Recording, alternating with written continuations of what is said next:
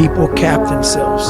They look at somebody, and because their mind can't imagine it, they then start talking shit. He has to be doing this, or he has to be doing that. There has to be some trick. There has to be some potion. This is bullshit. No.